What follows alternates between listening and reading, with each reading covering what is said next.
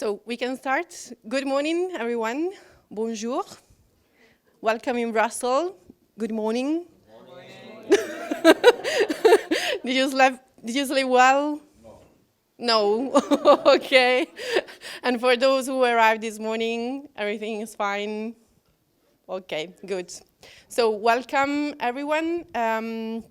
For your information, the meeting is also via streaming. So there are people who are connected from different countries. So from some food bankers of different members are connected through the streaming.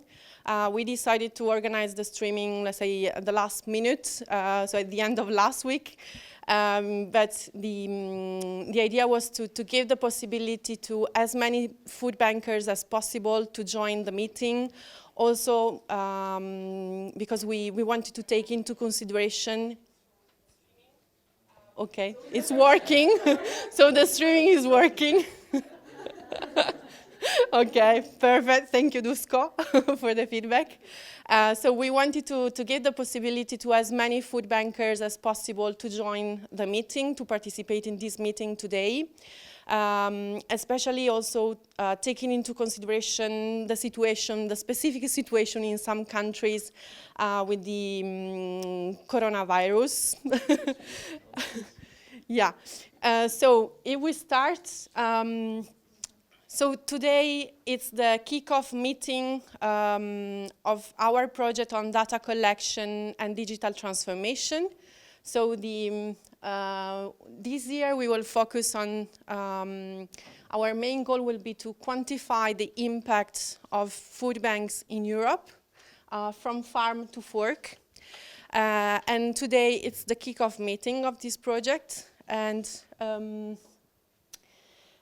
this project is possible thanks to the support that we received from DG Health and Food Safety of the European Commission. And just, okay, welcome to Brussels. You are in Brussels, at least those who are present here. And for the Wi-Fi here at the hotel is free, so you just have to connect to the Wi-Fi. You just have to choose the Gresham-Belson Hotel Wi-Fi, and then you can connect. Okay, so what I would like to propose for those who are here in Brussels is just to have a very quick tour de table. So if you can just say your name, your country, and what is one main expectations that you have from the meeting today. Just one expectation, so very quick.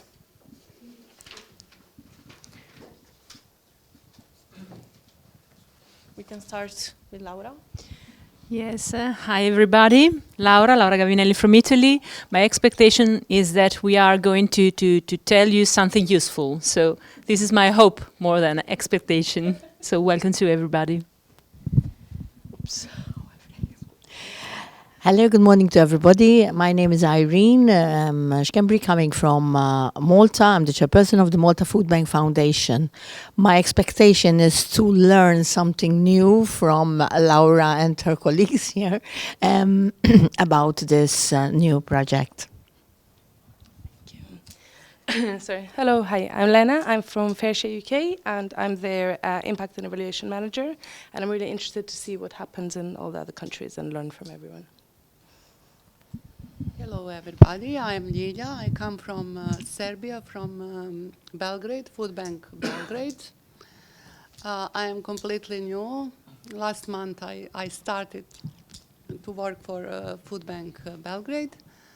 And for me, databases is very important, and I expect and I would like to know which type of data is most important, and I'm looking forward to hear everything, because everything is new for me. Thank you. Hi everyone, I'm Duško from Macedonia, North Macedonia, Food Bank Macedonia. Hopefully we will, my expectation to just to see what Fabio and Laura will give us this information, because as I know, we have last year also the similar kind of meeting. What Leah say is most important for all of us is to know how to measure either surplus food, either beneficiaries, either losses, etc. I think we can come today with some kind of clear data about this. Hello, my name is Balázs. I'm from Hungary, from the Hungarian Food Bank Association, and my expectation for today's meeting that we have a good kickoff, and I think impact measurement and analysis is very important, especially on the European level, so that we understand each other, how we measure, and we set the right goals for the whole project this year. Good morning, everyone. My name is Marie. I'm from the Danish Food Bank. And my expectation is more or less the same as all of yours, to have a great kick-off meeting and find out what we need to do to have a more equal way of measuring our data. Hello, I'm Etienne Rubens from the Belgian Food Bank Federation. I'm also quite new. I started beginning of last month, but I have a 6 years experience before, also in the sector of food donations and food waste. My expectation for today is to learn much about the people here and what is the level of data registration and impact evaluation that other food banks do already. Hi, I am Miroslav Klimant. I am from Slovakia, and I am also new in a food bank. So everything for me is new. I want to listen. I want to learn. I want to observe. So. Hi, I'm Chiara from TechSoup Italy, and I want to learn more about this project in order to understand how can I help in the delivery of this project. Hi, I'm Fabio, and I'm Chief Operating Officer at TechSoup Italy. And so today I hope to understand better about what is the level of data availability that we have all over the network in order to start a better analysis and development of some technological tools that maybe can help us in collecting data and share data. Hi, my name is Emma. I'm from Food Cloud in Ireland, and I'm looking forward to having a good discussion about our approach for the quantification of the impact of the European food banks. So thank you very much, everyone. And so if we start, so as you know, the topic of this meeting, but also the topic of this year, will be the quantification of the impact of food banks in Europe. But this is part of a broader project with the title of The Future of Food Banks in Europe, Preparing the 20s. Okay, we are already in the 20s, but the project started last year, and we tried to, or at least we had this main question when we started last year. So what are the trends that will shape our network of food banks in the nearby future? And because we believe that it is very important to know what is happening inside our network of food banks in Europe, so in the different countries, in the different food banks, but also what is happening outside, so with the stakeholders we work with of the food supply chain, but also with public authorities, how, let's say, our environment is changing or is evolving and is developing. And especially, and the second question was, how can FEBA, the European Food Banks Federation, support the roles of European food banks? And so, well, for sure, sharing best practices and information from one country to another one, as you said before, so facilitating the learning and the sharing of good practices that you already have in place in the different countries, but also building the expertise of the food banks, and recording and disseminating the impact of food banks, so trying to collect data in the most efficient way, and then also sharing this data within the network, but also with external partners, and communicate the data that we have in order to quantify but also qualify the daily activity of food banks. And in this way, let's say the main goal is to increase the credibility and the efficacy of our organization and of food banks, of all food banks in Europe, as reliable partners, both for the food supply chain, but also for charities organization, for the most deprived, and also with public authorities at different levels, so from the European level to the local level. So we started with these questions, and we developed a 3-year approach. So the first year we started, it was in at the end of 2018. So it was thanks to a grant, again, of the European Commission, DG Health and Food Safety. And we focused the first year on expanding the knowledge and improve the skills of food bankers. And now we are in the second year of this project, and so we will focus mainly on the collection of data and the digital transformation of the network. And the European Commission decided to renew the grant. And then, so this year we will start with a pilot phase of data collection. And then our goal and our wish is that next year or in the coming years, we will use this new model, this new system to collect data and to share data within the network and also outside the network to the whole membership. So what did we do last year? Just a recap, also because some of you are new with the food banks.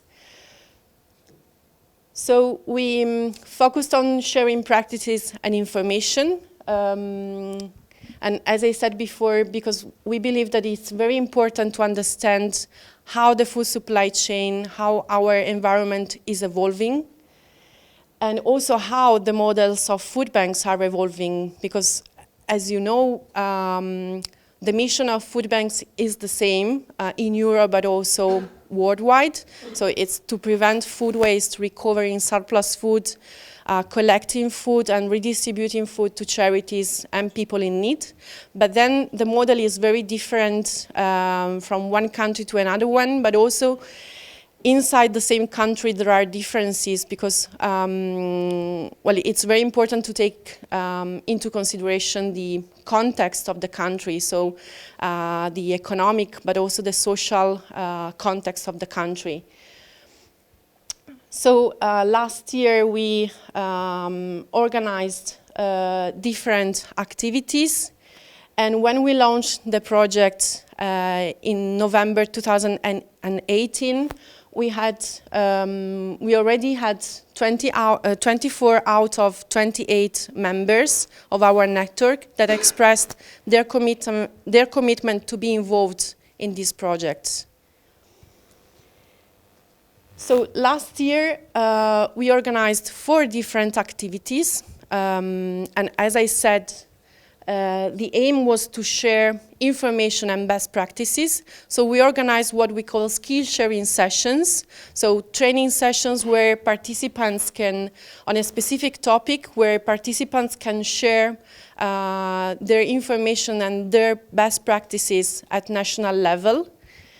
And we organized the first one on food rescue and the future of food donation, trying to understand how the model of food banks is evolving, and with a specific focus on technology, so how technology can support the daily activity of food banks, can support and eventually can improve the activity of food banks.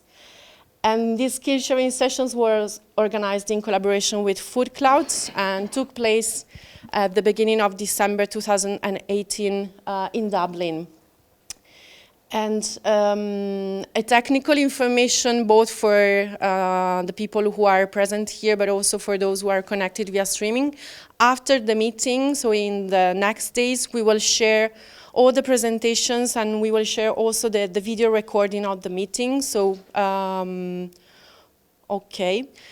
So we will share all the available documents. So don't worry, you will receive the presentations. And then in the presentation, you will find also the links to the different reports that we published last year for the different skill sharing sessions. The second one, we organized a training session here in Brussels almost 1 year ago at the beginning of February. And the topic was impactful data for social good. So we started the discussion on data collection, on data, and we started to address this very big topic for our network. And here, and you will find the link to the report. So let's say that this training session in February last year was the appetizer where we started the discussion, and then this year we will continue with this discussion more in depth, and we will hopefully have also a good result at the end of the year. Then in March 2019, we had the possibility to attend the Food Bank Leadership Institute, which is organized by the Global Food Banking Network, and last year it was organized also in collaboration with the European Food Banks Federation in London, thanks to the support of FairShare. And so we had the possibility of attending this event, which is an annual event organized by GFN, where you have like 200 food bankers from all over the world sharing information, news, updates, information about the activity, but also with the participation of experts, the food supply chain. So it was really an enriching moment for food bankers. And the last activity was, again, a skill sharing session that we organized in Rome at the beginning of November. Sorry, there's an error. And it was focused on partnership for the SDGs, for the SDG 12.3. So how to collaborate with partners, and especially the food supply chain, not only for food donation, which of course is important because it's our activity, not only for a financial support, which is important as well, not only for engaging the employees in volunteering activities, which is important as well, because as you know, the activity of food banks is based on volunteers, but trying to build partnership with a broader objective, so with a broader goal, and in line with the SDGs, and especially the SDG 12.3. So these are the activities of last year. And this year we will start with the quantification of the impact of European food banks. And it will be, as I said before, a pilot phase. So why working on data, on figures, on numbers? Because we believe, and we share this quote, that without data, we are just another person with an opinion. So we don't have a real knowledge of what is happening in our warehouse, in our organization, at local level, national level, or also European level. And why data? Why is it important? Because if we have data, we can improve the efficiency and the effectiveness of our activity at the different levels. But we can also feed European policy or national policy and also funding. And we can also share our activity, our data with communicating, and this is Just an example, so next year on the 29th of September, there will be the first International Day of Awareness of Food Loss and Waste. So it will be an important moment for food bankers, because for the first year, we will have a specific day dedicated to our activity, how food banks contribute to the prevention of food waste. And so if we have data, if we have information, but also stories about the activity that we do every day, we can share at global level what we are doing at local or regional, national and European level. So data are important for different reasons. And what are the challenges that we have, especially at European level, when we are collecting, analyzing and aggregating data? First of all, to share a standardized and consistent methodology for data collection across food banks, because I'm sure that we will discover today that there are different systems in different countries. So it's important then when we aggregate data at European level that we have a common methodology, that we decide together how to aggregate data in order to give them a meaning. But also, if it's possible, and then this is a further step to assess the impact of food banks, taking into consideration the economic, the environmental, nutritional, or social impact of the activity. So not only figures, but what is the meaning of these figures? What is the real impact on society? And so how to make sense of the information that we are collecting, all the information that we have, all the data that we have.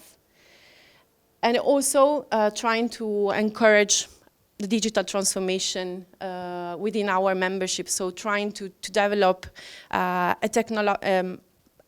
technological tool, and for sure Fabio will give us more inputs on this topic, to collect data in the most, I would say, simple way, in order not to give you an additional burden, but to you, but also to the European Food Banks Federation. So these are the challenges that we have.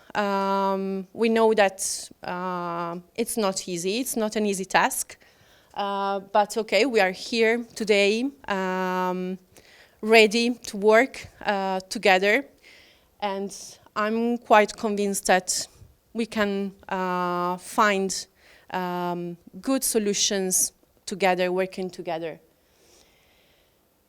So the project has 3 main milestones, and then Laura will give a better explanation of the project. So as first step, to define common KPIs, but also structure and strategies to collect data. Then as a second step, the development of an observatory on food donation, an online observatory on food donation, and then the promotion and the dissemination of this observatory. Who is already engaged in this challenge, in this big challenge, is of course the European Food Banks Federation. And here you have the whole team is involved, well, especially myself, but also Anna, who is here, Charlotte, who prepared all the communication materials for this meeting, and also the emails about the streaming, but also Valentina. So we are all already engaged in this project, which is very important for the organization. And I would like also to mention our president, of course, who is really engaged and willing to give a contribution, a personal contribution to this project. And then we will have the support of external experts. So Laura, who will, and you will have the possibility to know her in today and then also in the coming months. then it's not a threat. And then we will have Fabio together also with Chiara, who will support us for the technological part of the project. And of course, we will have also a development team supporting especially the development of the technological part of the project. So we are already engaged. I really hope that you are also engaged, that you are already on board on this project, and the fact that you are here and those who are following the streaming, for me it's already, it already means that you are engaged, and so I thank you very much. And what else? Here you have the timeline of the project that we already shared in the previous weeks. So today we will have the kickoff meetings. Then we will have some online meetings and meetings in presence.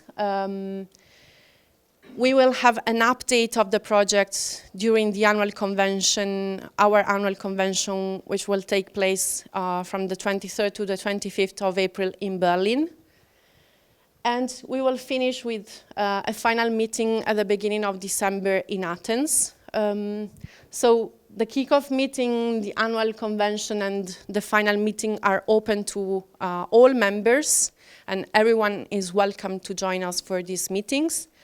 Then the other meetings in presence and the online meetings will be for, let's say, a small group of members, because we will try to test and to have some experiments with a small group of members, and then to develop the whole project to the whole membership once that we have an initial structure.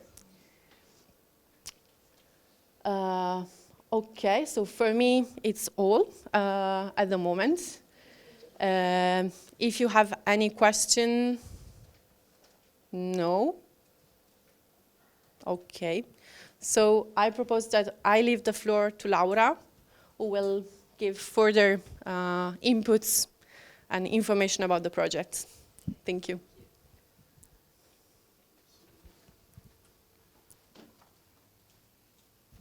Thank you, Angela. Oh, it's so heavy, this microphone. So you get feet while talking and moving. Nice, very nice. So thank you. Welcome again.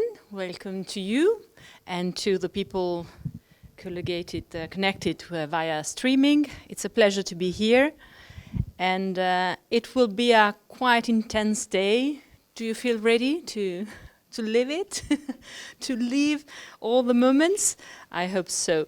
As for the project, as Angela clarified very well, it's a step-by-step experiment. This is the first of 2 years of elaboration, so we are at the very beginning of the story, and that's why we need to clarify the words on which we will work on. The first one is data, of course, but we will discover also many other concepts together with data, because we need to have clear idea of what we want to do with data. I have a clear idea about goals and objectives, and a clear idea of the outcomes, the tentative outcomes we might reach and, let's say so, generate through a, let's say so, correct data collection and data processing, but Fabio will add also the technological part of the story. As for the project, as Angela said, we will work together with some of you, a smaller group, not because it's a selection, an elite, of course, but because we need to move in a faster way in order to keep the schedule and to respect the dates we've got in mind. And first of all, thank you to all the people that will join the small group. In any case, feel free to make suggestions, to write us, to ask questions also during our pilot project, because it's important to get connected also in terms of experiences, doubts, and also questions, I repeat. So that's why feel free to be engaged also during the next phases of the project. Well, when Angela invited me to come here and to spend 1 hour, this is a very good news. My speech will last maximum 1 hour. I think it's, yes, okay. Let's breathe. Even less, maybe, if we are lucky. In any case, I hope that I am going to say what I'm going to say will be useful. This is a starting point. First message, don't go into panic because, of course, for the moment, this drawing is quite confusing. It's full of words, full of strange shapes and objects and so on. No matter, don't try to understand what's inside. We will discover together, step by step. But I would like to write the 4 key words here. The first one is why. Is it correct? The red one, yes. And the second one is what. And the third, how. And the last one, for whom. Maybe it's better to change. Yes, for whom. How. What. And why. Okay. So this is our very simple, for the moment, agenda.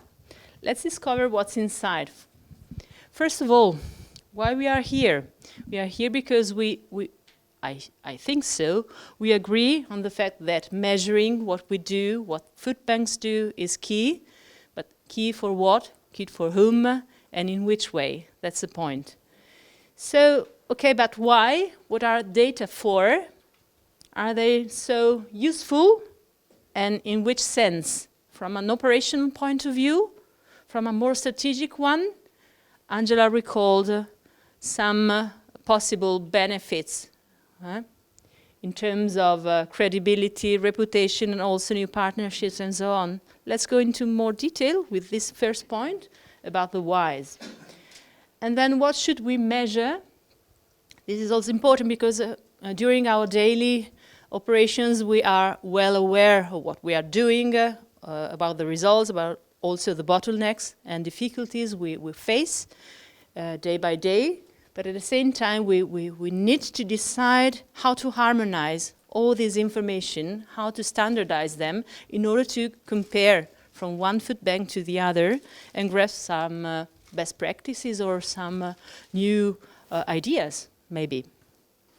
The third point is about how. How can we collect the right data? It's not sufficient to say, well, we already know how to collect them. Or even, we don't need to collect them. We already know what we do. The point is to find out the right data. That's the point, the right. And it's, of course, a matter of conceptual selection, setting goals, but at the same time of digital and, yes, digital infrastructure, digital platform. So we will see both the instruments, but also the reasoning behind the choice of the right data. And the fourth point, for whom? For us. But why do we need to make such an effort? We don't want to lose our time. We have to do so many things during the day through our collaborators, through our volunteers. Why should we spend even more time on gathering data and elaborating and to do what? So for whom is about the external stakeholders. So we will see this quite horrible picture at the end of this hour, and maybe it will tell us something more than now. The first, why? The first point is this. Why should we measure? I sorted out a sentence from the report by FEBA. This is a sentence. Currently, FEBA collects data on a yearly basis. It collects number about charities, banks, beneficiaries, tons of food, and food which is collected and distributed, including, and you can see the examples. And FEBA collects also data about financials, human resources, premises, vehicles, handling equipment from its members on a daily basis, as I said before. So the main purpose is identified for the moment are four.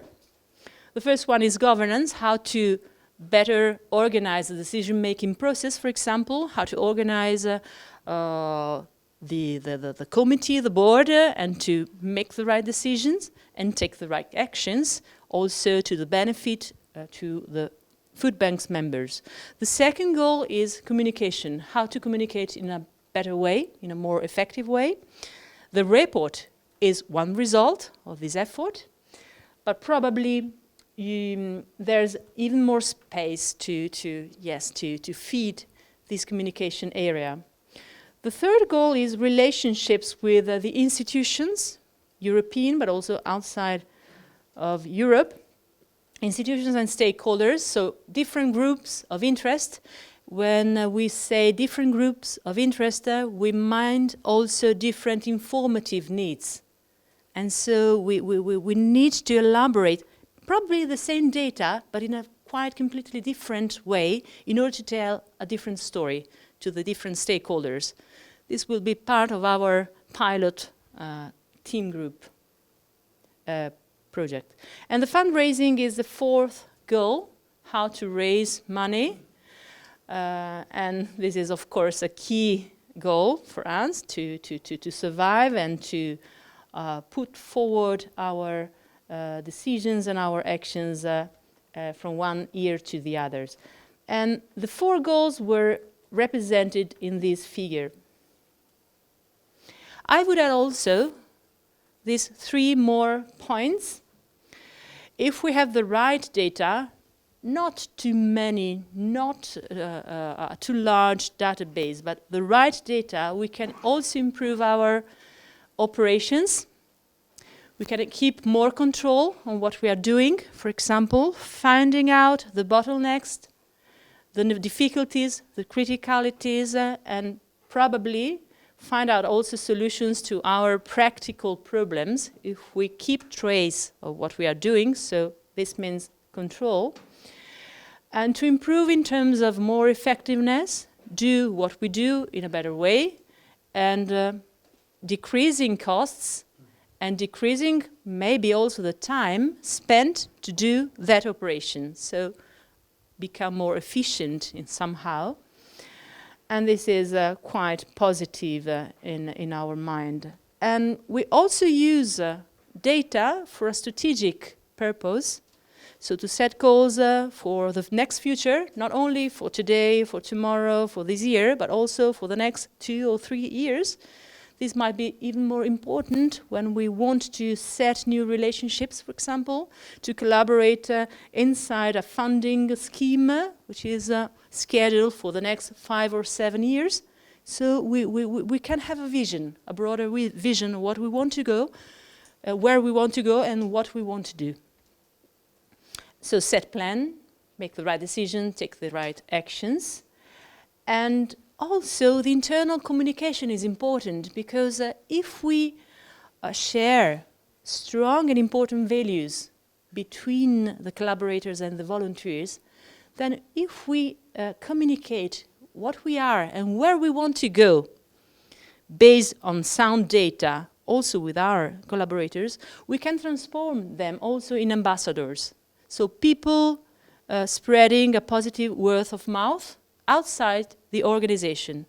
That's the way Coca-Cola, for example, behave when talking about its strategy with its collaborators. They carried out a program of 3 years to transform the employees, the collaborators, into ambassadors.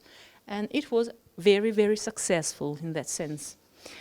The external communication is part of the way we feed up, and we set, and we maintain positive and collaborative relationships with the others. And the others might be institutional organizations, but also people, group of interests, citizens.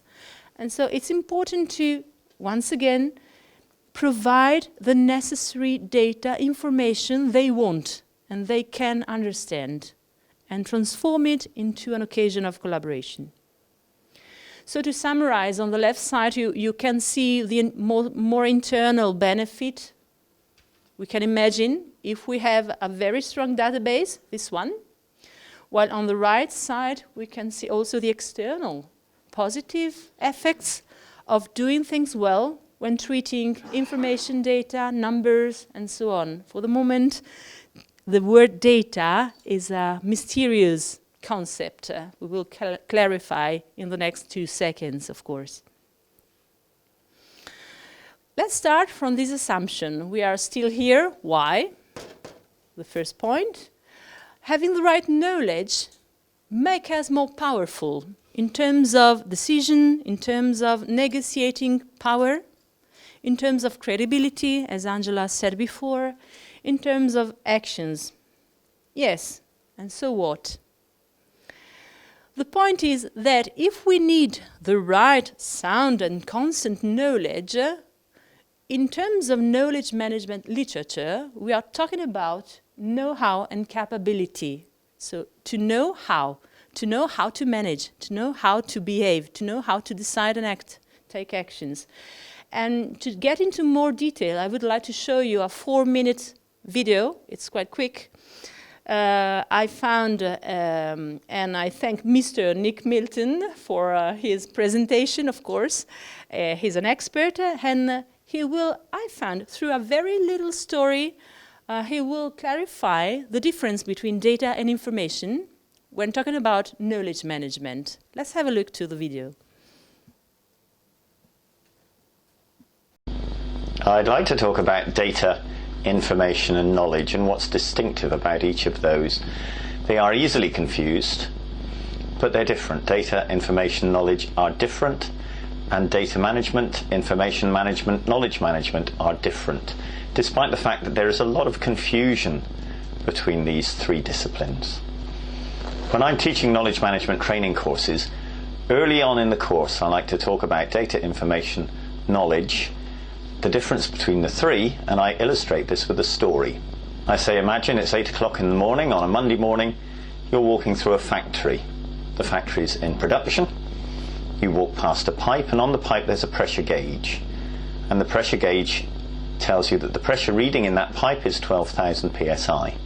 That's a piece of data. Monday morning, 8 o'clock, that particular pipe, that particular pressure. You carry on walking and you get to the control room. And in the control room is a computer screen, and on that screen there's a graph of pressure. And you can see, in fact, the pressure in that pipe is rising very rapidly. Now that is information provided to you as a time series of data. Data presented in a way that makes sense. It tells you something, that pressure is rising. And I say to my class, what is the knowledge you need right now? Presented with that information, what do you need to know? And very often they will say, oh, you need to know what's the normal pressure? Is this a usual situation? What will happen if the pressure continues to rise? Is it dangerous? And I say, yes, these are all things that it's valuable to know, but why do you need to know them? And eventually they come to the point that the knowledge you need, the key knowledge you need, is what should I do? How should I respond? How should I react to this particular set of circumstances? Should I open a valve? Which valve should I open? Or should I close a valve? Should I press the fire alarm and evacuate the factory because we're about to explode? Or should I go and tell the managing director that at last we're on production and he can celebrate? If you know how to react, then you can make the correct decision. If you don't have that knowledge, then you're powerless. You are unable to take a decision. So for me, that's the difference between the data, the information, the knowledge. The knowledge is the piece that allows you to make a decision. Then I say to my class, where would you get that knowledge from, that knowledge of how to react to increasing pressure? And they say, well, through your experience. Yes, but you don't want to experience a factory explosion to know what to do when pressure increases. There are other ways to get knowledge, so we then continue to brainstorm through training, through manuals, through procedures. And if you don't have the training, you don't have the manuals and procedures, you get the knowledge from other people. You turn to somebody else in the control room, say, have you seen this pressure? What should we do? So knowledge can come from others, it can come from your experience, it can come from the experience of others, encapsulated into training courses, into manuals, into procedures. The key point that I want to make is that knowledge is the factor that allows you to take effective action. It allows you to make the right decision and to do the right thing.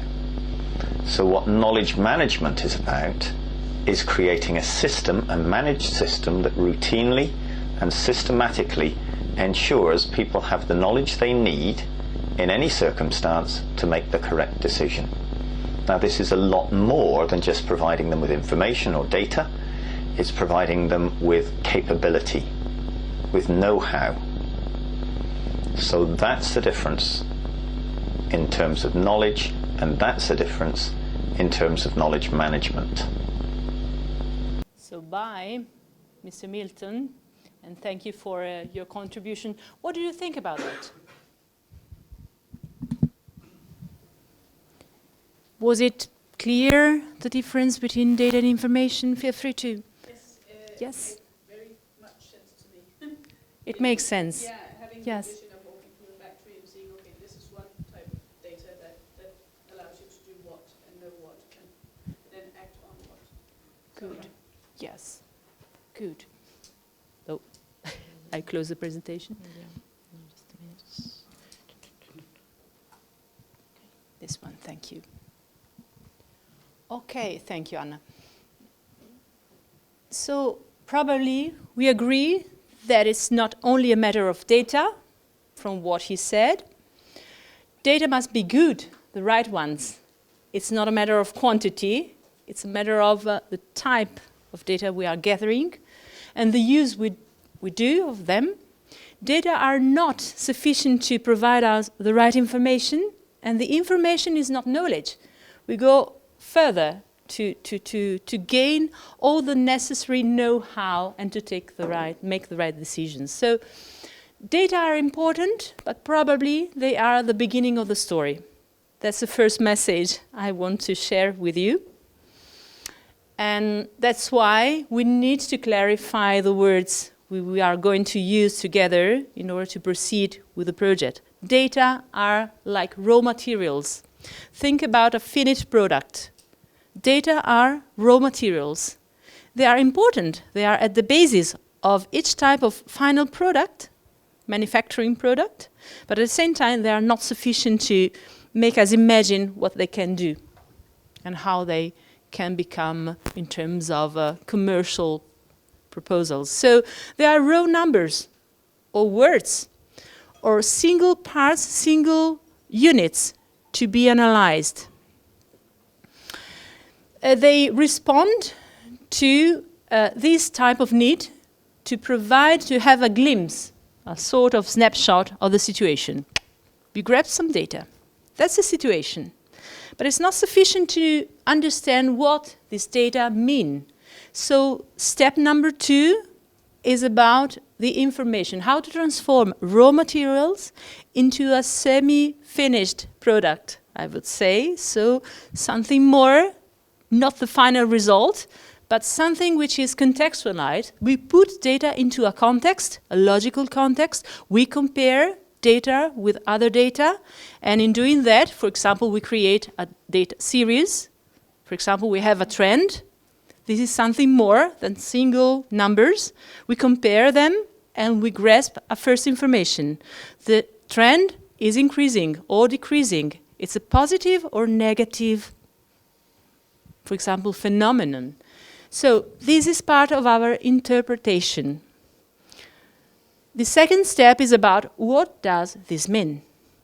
It's not sufficient. We need step number 3. So we do an extra effort and we provide the information inside a regulatory framework. So we add information to rules. Why should this information be sufficient for us? Is it the right one? Is it the wrong one? Is it compared with our direct experience and decisions? And so in doing that, we can demonstrate if this information was useful for us or not.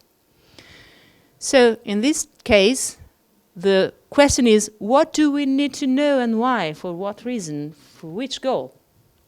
And the last step, no, not yet the last. And the next step is strategy. We can use information to give us a direction. So to set a goal and to find out the way to reach it. That's why we can conjugate knowledge with goals and objectives. What should we do? How can we reach the goals and so on? The very last step is this one, to have a vision. So to include what we know and where we want to go into a future perspective. And that's the question, where do we aim to go in the future? As we can see, this is a funnel. From the larger perspective to the very small one. Each part is necessary, of course. We will start from this one, the raw materials, but having in mind the final product. So the vision, where do we want to go? That's why the title of my presentation is From Goals to Indicators. So we need to have a goal, a vision, a purpose, and in trying to reach it, we generate the right data. We need to make the right decisions. So we come back to this assumption, and we add this important contribution from Marco Lucchini. Yesterday, 2 days ago, via conference call, he told us, yes, but at the very basis of the reasoning, everything is important, data are important, vision, strategy, and so on, but the very first goal is to raise money, to survive, and to, elaborate our project. Fully true, I share, I do agree, but in doing that, we need to provide the right indicators, so the right KPIs. And that's the second point of our reasoning, what? If we share, I hope so. If you do not, please raise your hand and tell your opinion. If you do share that the why is important, first of all, now we need to clarify what are we going to do with the data and what type of data do we need to collect and to elaborate. So the first stimulus I give you is this one. Can you recognize it? It's quite small, but you should know it more or less. Otherwise, Angela reacts in an unpredictable way. So this is an Excel template. You have to fill it on an yearly basis, as I know. And the second elaboration of the numbers you put inside this file is this one in terms of aggregated information about the food categories, the organization from which you collect food, and then to the others to whom you redistribute food. And then this is another part of the data collection, is the way FEBA communicates the results. It comes from the report of 2 years ago, 2018. This is an infograph. It's a very aggregated data, but quite effective, because it makes sense also in the general opinion of citizens, for example. It's easy to be understood, even though you needed to get into more detail with this template.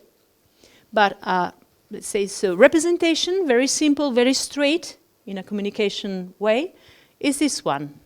Then you've got also some details in terms of financials. That's equally important.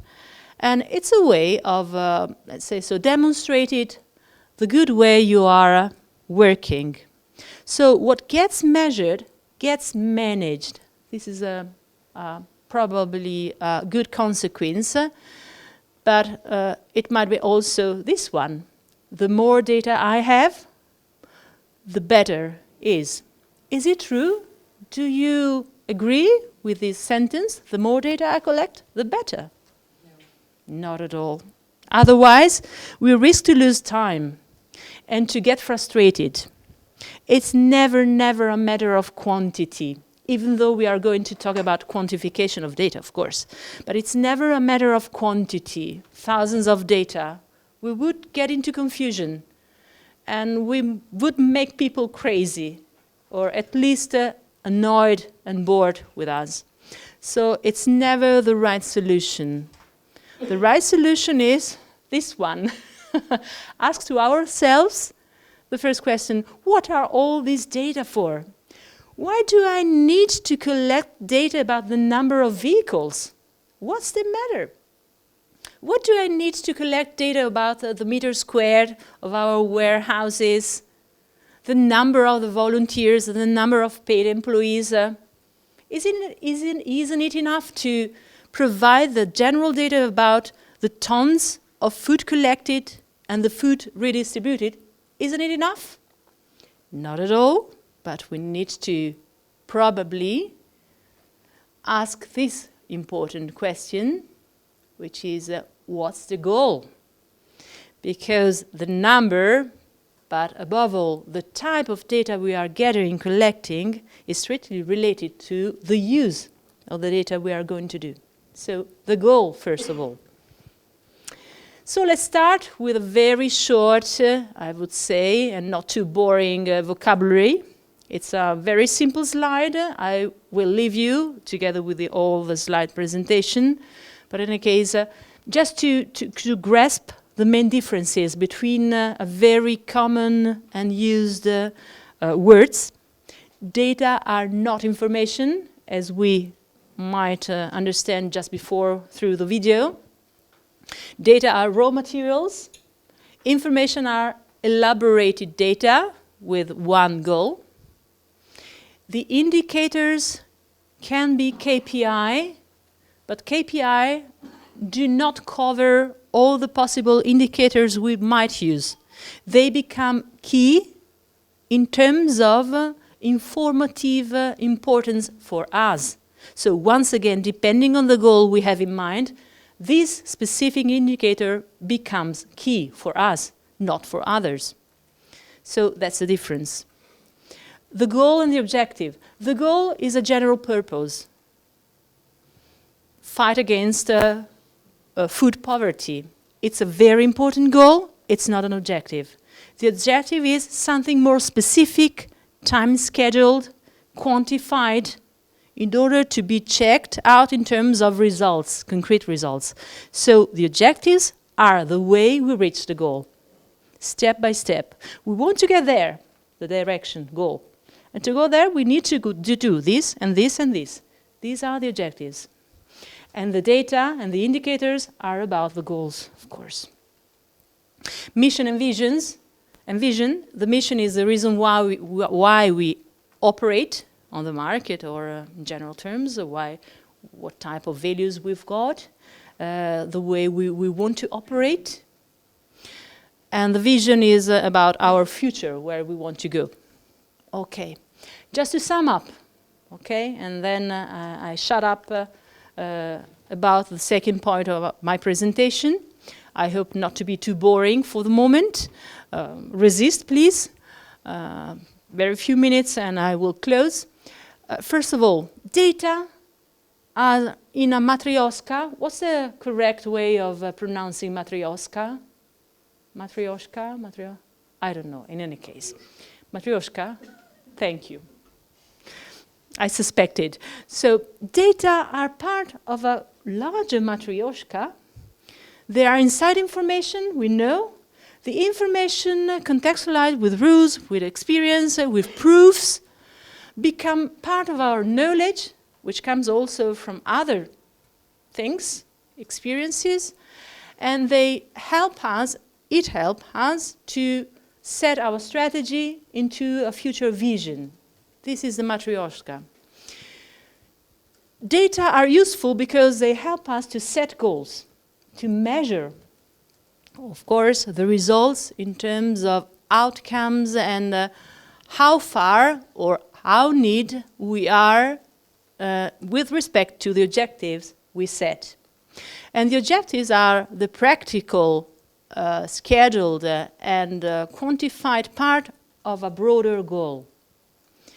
To reach the goal, we need indicators, and a set of these indicators might be for us key, particularly important. These are our very precious data set, I would say, the key indicators. The indicators providing the right information on the way we are operating, if we are successful or if we are not.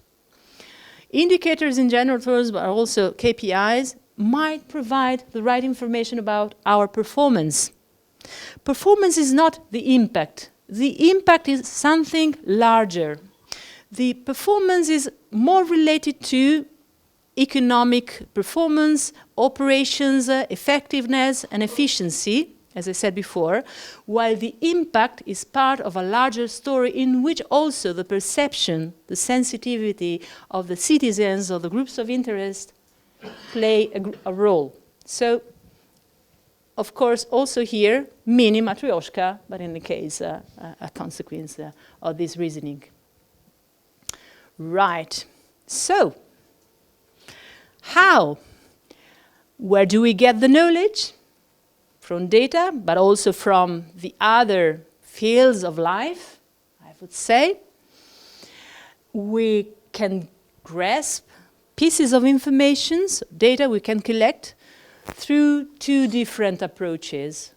The more common one, the first one we might think about, is the quantitative approach.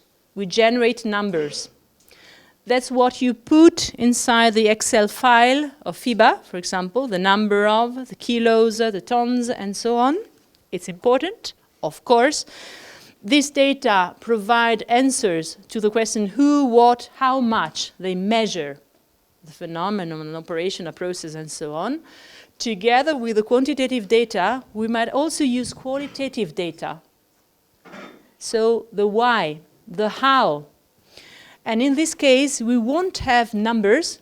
We will have also, for example, best practices, stories, explanations, business models, processes, and so on. Benchmark between different procedures, equally important. So we will generate also data in these fields, qualitative one.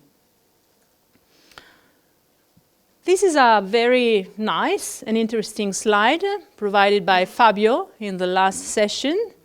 So I only want you to see the first word and the last one, goals. So the beginning of the logical process is to set goals, provide the data, assess them, demonstrate that they are the right ones for us, improve the data set, and then change it, and then update it through the technological platform, for example, and then to come back to the goals. The key goal, is the beginning and also the end of our logical reasoning. So, what type of goals? For example, if I show you these types of data, number of vehicles, number of power supply, number of vehicles depending on the power supply, petrol, diesel, electric, bi-fuel, cars, and so on. Or some social demographic data, age, sex, nationality, income, typology of household, number of family and number of children, single, and so on. What would you imagine this data would be useful for us? For which type of goal? But for the moment, they might be useless for us. But at the same time, if I show you, for example, the issue and the possible goal we might set, this type of data might be key, might become key for us. So depending on the issue, the area in which we want to operate outside our daily and routine daily life, we can identify some key different data. For example, if we are trying to find out some collaborations refers to this issue, sustainability, zero waste, zero emission, corporate social responsibility, we need to create a new data set. For example, this type of data might be useful. And in having them, we can start some relationships, some contacts with an industry, for example, Volkswagen, and trying to collaborate in doing new things in terms of the lowering of the emissions and collaborating in co-marketing initiatives, raising new funding opportunities, and so on. But if we do not know that this issue might be important for us, if we do not have a clear goal, these data are useless for us. So Emma, please spend some words on this very, very effective example when treating sustainability, zero waste, and so on. Can you recognize your slides? Yes. Slides, but, so please. Yes? Okay. This one and this one, please. So I can have some rest and we change face. And so just a very technical information for those who are following the streaming. If you have any question, you can write an email to info@eurofoodbank.org, and we will receive the questions and then we will reply during the meeting.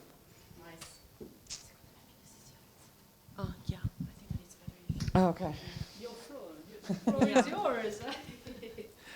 So this isn't actually my presentation, so apologies if I get it wrong. But at our partnerships meeting in Rome, what month was that? Beginning of November. So we started to look at how we could develop partnerships at a European level. And I think this shows a really good example of how we can use data to support that.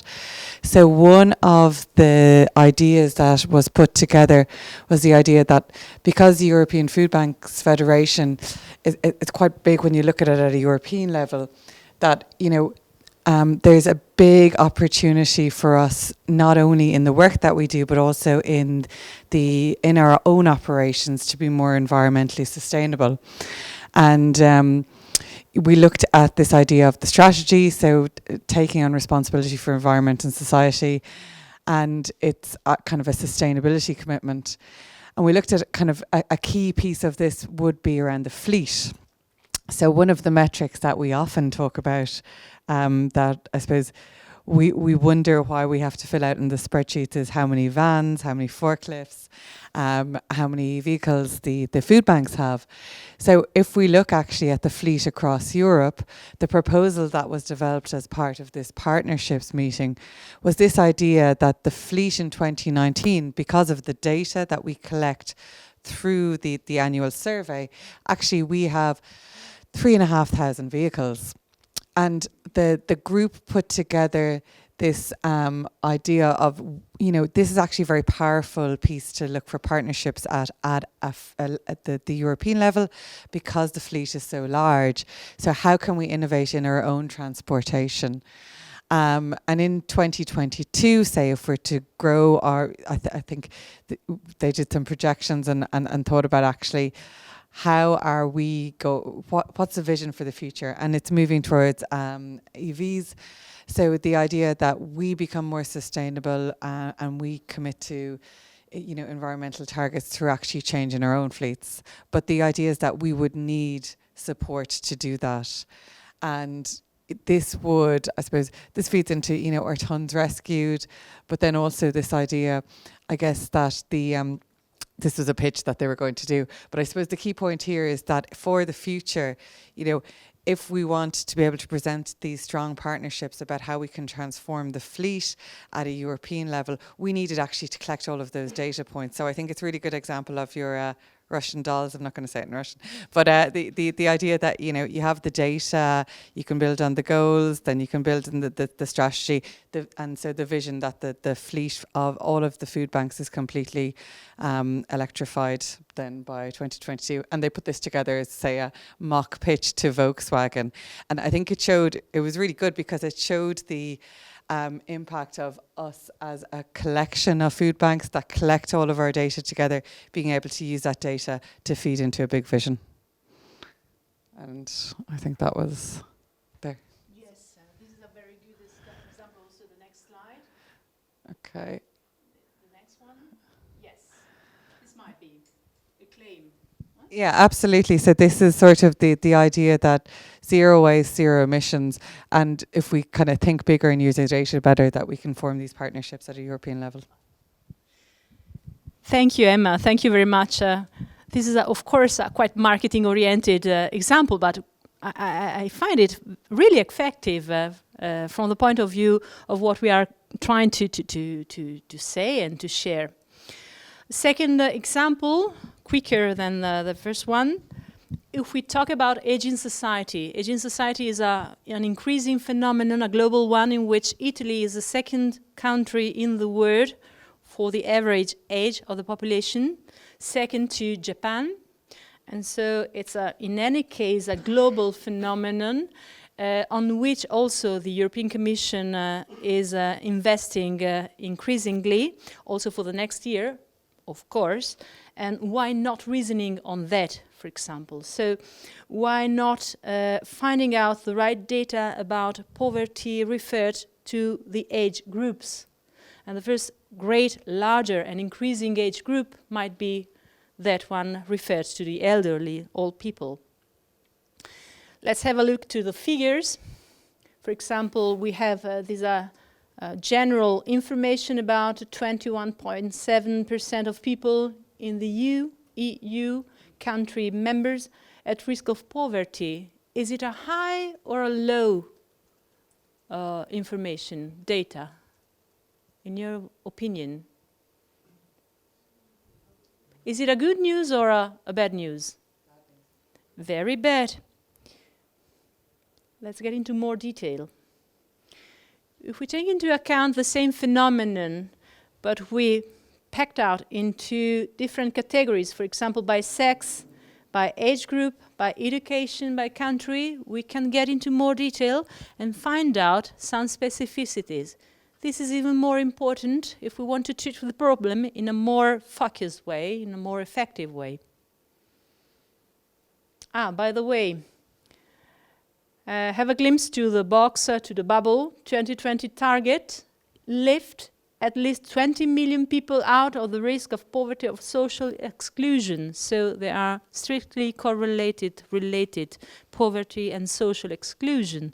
That's why it's even more important for FEBA members to treat this phenomenon. Another figure, this is the average data about EU28, 21.9% at risk of poverty. It's a huge thing. And you can also see the distribution of the phenomenon starting from the lowest one, 12.2, to the highest, Bulgaria, nearly 33%. It's a really, really critical situation. By the way, what are we looking at? Data, information, knowledge? What's that? This is a representation of what? Yes, why? Because it's a series of data. Just a moment for the streaming. I give you the microphone, a second, and I come to you. Thank you. I would say this is information because it's a series of data that is represented in a graph.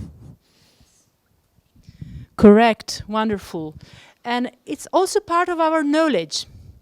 If we can judge this information as, let's say so, worrying, we are treating this information as inside our knowledge. We know that this information might be something worrying. Why? Because we know that it's not so normal to have such a high, let's say so, a trend.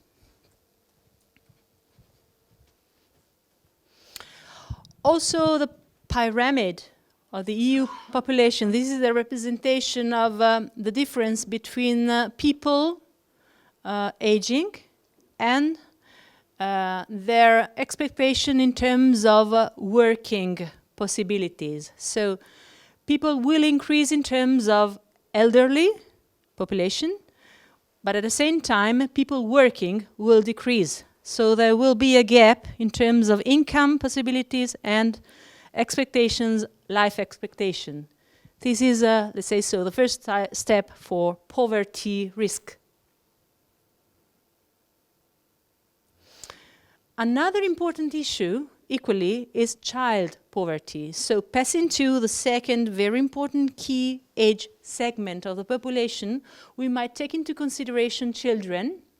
Children, more than 1 in 4 children, it's a huge, huge thing, aged 0 to 17, so it's a macro segment, I would say, then we would get in more detail, take into account different stages of the adolescence and so on, were at risk of poverty or social exclusion in the EU 4 years ago. So, also in this case, we can have the average data and then the distribution of the situation taking into account the single EU member state. So once again, depending on the goal we have in mind, and in our case, the specific goal treating the SDGs is number 12.3, we need to set objectives and action plans, possibly, and to find out and to treat the right metrics. And in this project, we will try to provide and to find together the sets referred to the economic, environmental, social, but also nutritional effects of what FEBA and its members do on a daily basis. And in providing a platform, and Fabio will illustrate this in full detail, from time to time, from one year to the other, we might start with our raw materials, data, and this is another slide provided by Fabio. You can see Fabio, Fraticelli, and so on. Okay. Of course, in any case, illustrated by Fabio Fraticelli last time in February. And we, also the platform might change, might provide more detailed information, more sophisticated data, and so on. Our starting point is here, raw data, and to get some reporting, is it correct? Probably the best way to illustrate is this one, and to get to a dashboard. Dashboard and report are two things. The report is the narrative, full, detailed declaration, explanation, description of the data we collected, elaborated, and so on.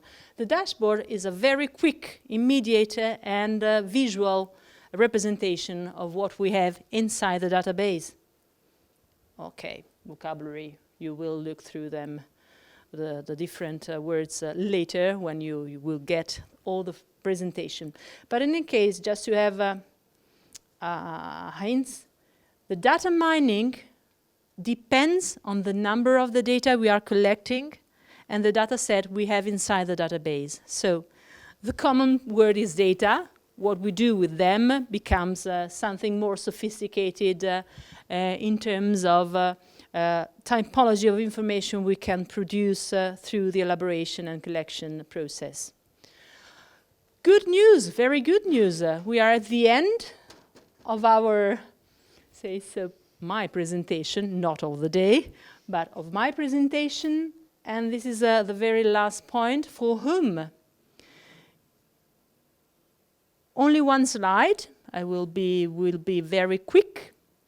Different stakeholders means different informative needs. They want to know about us in a different way. They want to get different data, probably.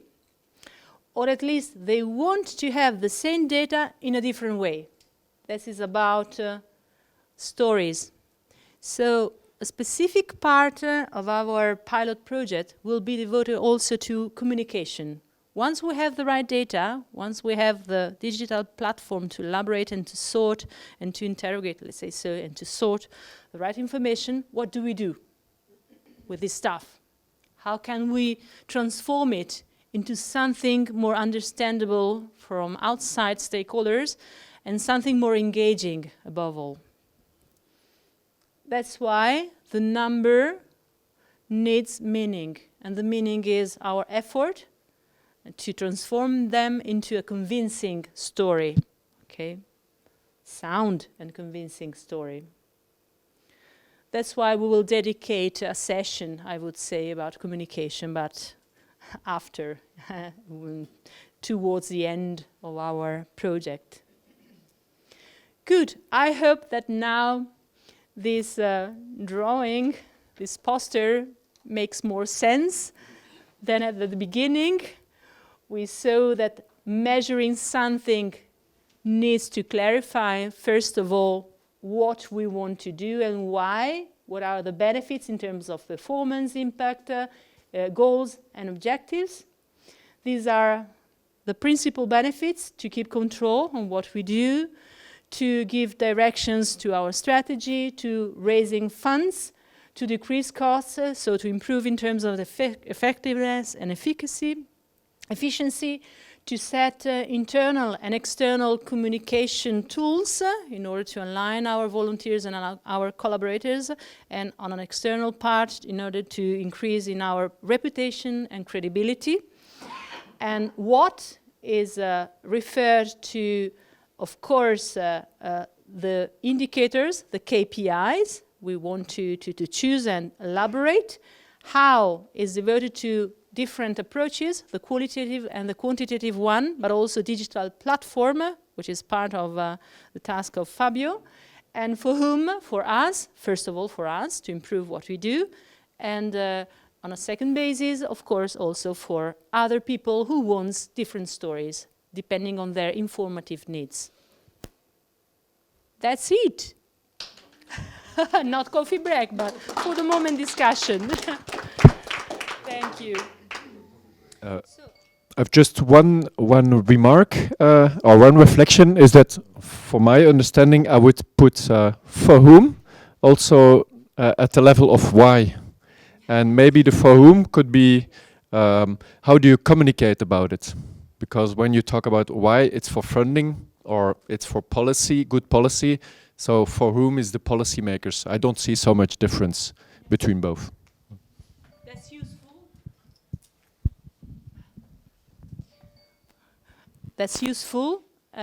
In practical terms, this is a sequence for a didactic purpose.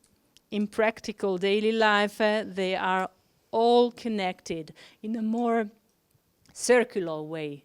While you are reasoning on the whys, you are also automatically taking into account the recipients of your efforts. So yeah, you're right. I agree with you, and thank you for your intervention.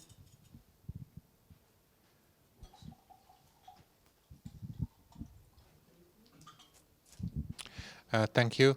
I think this was a very interesting and complex introduction of information, data, and knowledge sharing.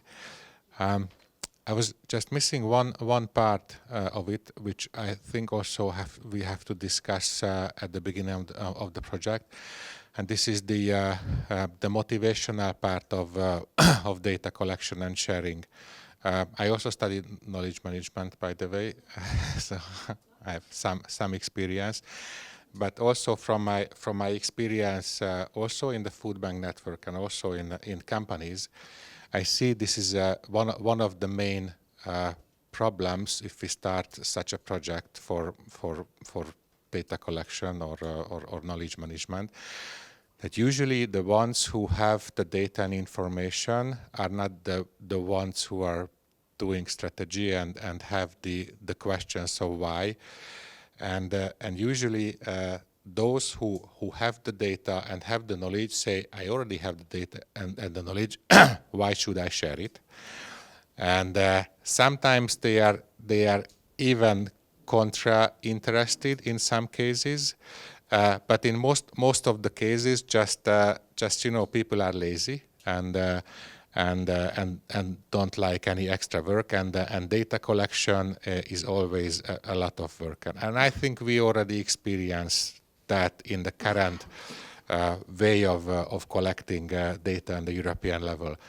And when we will speak about the project, I think we definitely have to speak about this motivational aspect as well, so that those who have to provide data in order to create our strategy and vision and objectives and KPIs have the motivation and see their own interest in being part of this strategy or being part of the results, or so get the right motivation and understanding. Thanks.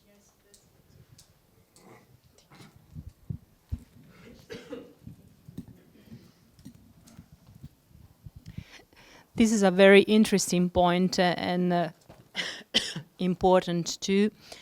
It's I think it's an organizational issue, because changing routines, habits, means extra work, first of all, and also changing our mind. So it's outside our comfortable zone, more or less. I know, but probably Fabio wants to add something because it's part of his presentation, and I give you the microphone. Yes, thank you. After the break, during my session, I will briefly, but I hope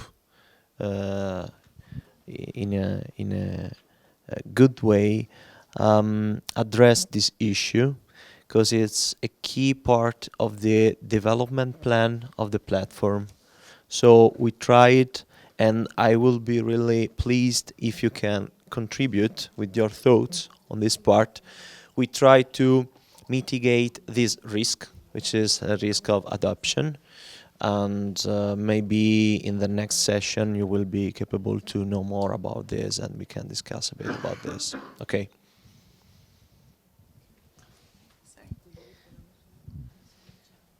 Thank you for the presentation. It was really interesting to see. Can you just say your name and your country for those who are from yes. Okay, I'm Lena. I'm from UK. It was really interesting to see how it is structured, and you can already see how much work will have to go into it just to get to the KPIs level. I think that one of the biggest challenges is then making the leap from the KPIs to talking about outcomes. Yes. And I think a lot of the times we talk about the activity that we're doing, but then how do we agree on shared outcomes that we will be measuring, because it's another layer. So I feel like it is really the beginning, and then try to make the switch of talking about outcomes on top of the data that we're collecting. I think it will be interesting. That's the next step, yes. I fully agree. Yes. It's quite heavy, be careful. Etienne Rubens, Belgian Food Bank Federation. I'm just curious to understand how in this project, what is the technological part that is included? Because it started with we want a common methodology, but then I heard there is also a technical part and a development team. And well, I'm personally a bit afraid is too strong as a word, but I've followed already some developments of tools and platforms, etc. And I know there are already a lot of these information systems. So I want to know what exactly do you want, and how does this impact the existing information and registration and reporting systems that are in place in at country level. So you are ready for the next presentation. One participant, for sure. No, you're right. It will be an important sound part of the project, because we need to, as Angela explained at the very beginning of this morning, of the session, is part of the standardization of the data entry process. So we will start from the Excel file, because it's our basis, and on that we will discuss together and see what are the differences in terms of KPI you already have, you already use, and the way you produce it, and the way you elaborate them. So this will be transformed in technical effort in order to standardize the data and convert different measures, for example, in order to have the same outcomes, even though the data entry may vary, who knows. So in order to not to give you an extra burden in your daily life, it's no sense otherwise. So yes, it's part of the story. Yeah, I will address this aspect on the next presentation. Actually, my idea was not to go too much in detail about the integrations, but if you have questions, we can discuss about that. I mean, for sure, we can stay more on a operational level, or we can go deeply in the technical part. I mean, we can share information about all the technologies and the processes we can put in place in order to make easier the integration with existing services. Okay. Okay.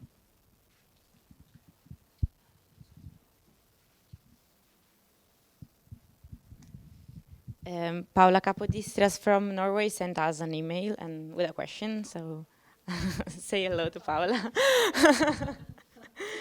So she wrote, thanks for a nice presentation.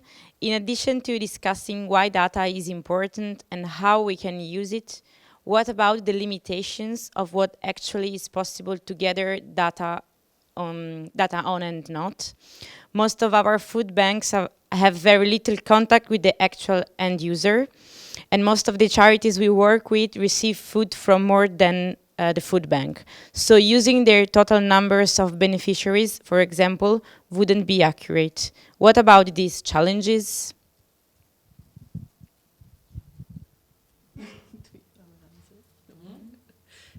Yes, so I would say that, yeah, these are challenges, and we are aware of these challenges because, as I said before, well, the structure and the activity of food banks is different in each country. And but what I suggest is that we focus on the data that are available today, and starting from that, then we can improve the system, so we can measure what is possible today, and then we can try to improve and to do better.